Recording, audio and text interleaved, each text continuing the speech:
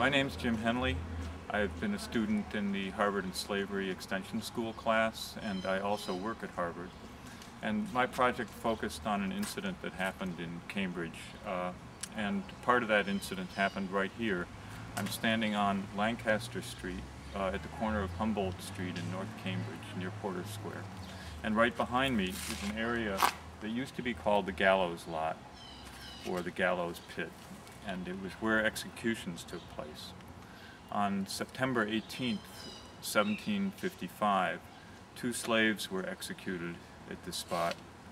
One was named Mark, who was about 30 years old and from Barbados, and the other was Phillis, who was somewhat older, and they both were slaves belonging to Captain John Codman of Charlestown, and they poisoned him and were convicted not of murder but of a charge called petit treason, which was a special charge and entailed a special punishment.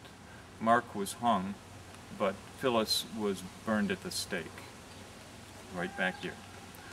And so what would this have to do with Harvard, you might ask?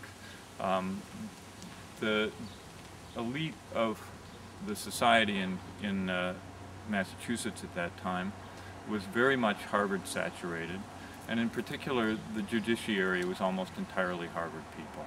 The judges in this case, the Chief Justice Stephen Sewell, and 2 of the 3 other justices, whose names were Chambers Russell and Benjamin Lind, who both owned slaves, by the way, were all Harvard people, as was the prosecuting attorney who worked out the special charges that led to the special punishment of burning at the stake.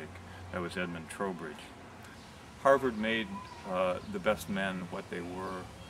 It trained people for the elite, and in particular trained them for the elite positions in the state and the judiciary.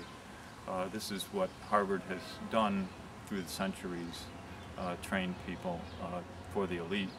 And at times this has meant different things. In this period it meant at times enforcement of slavery law, and in particular brutal enforcement of slavery law.